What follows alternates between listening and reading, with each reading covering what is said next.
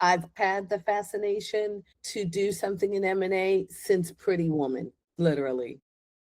He was in private equity, right? Yeah, Richard Gere was in private equity. So I was more interested in whatever Richard Gere was saying about this company that he had to buy, and that he was going to, like, buy it and then chop it up, and then his whole relationship with the guy, then the whole love story way back a long time ago. So it's been like in the back of my mind. Well, that's how I ended up in finance for sure. And it's so nice to finally have gotten a sniff of real M&A, and you're in the middle market space. I agree with Pretty Woman, and then the one that really kicked up for me was Thomas Crown Affair. Yes, I love the Thomas Crown Affair. Let me tell you how much the Thomas Crown Affair has affected my entire life. You know what? He was an M&A. I didn't realize that. But the part that I did love about that whole movie is the fact that in the love story, they always had a place to go. And so I don't know if you remember when Renee Russo comes to New York, and she's like, oh, I keep a spot in the city. Yeah, and there was nothing in the apartment, but it was like on Central Park West. And then they went to this hut in Jamaica, and and so just because of that movie, I think I saw it around 26, and I go, that's my life. I gotta have a spot everywhere around the world. And so I've committed to doing that, and I've been piling up like little condos. Nice.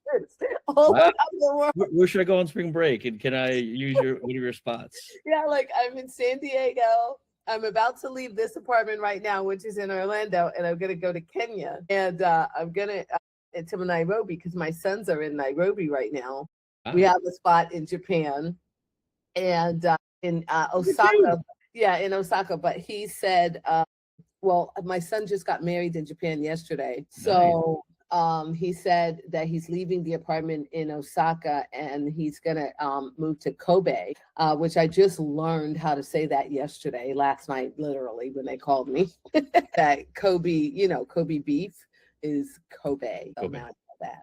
Yeah, but I've been piling it up little by little, like little spots. Furnished or furnished? Yeah, furnished. So do you have someone that goes in and cleans them like once a month or something, or? So we'll Airbnb them. Okay, excellent. So the Airbnb or whatever I have, but that's my other project besides like the multifamily apartments, and so we buy institutional multifamily, but then the life goal had been that always. And I was talking to someone else. We're going to do this project right now where I just went to Atlanta. That's what I emailed you to come. So it's a luxury home in Atlanta.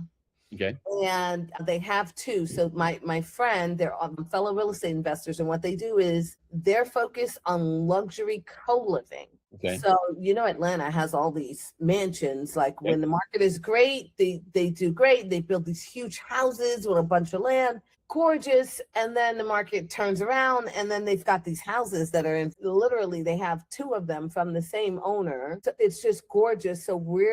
And then simultaneously, someone calls me about one in Florence that we can get for $1 million. So we are able to get that one for $750,000 by doing a loan modification. Okay. And it is like a 5-bedroom, 3-bath, gorgeous infinity pool, blah, blah, blah. Then there's one in Florence. So we're putting together a package for this same thing that I'm telling you, because of the Thomas Crown Affair. Isn't that crazy? That's amazing. I love it. I know.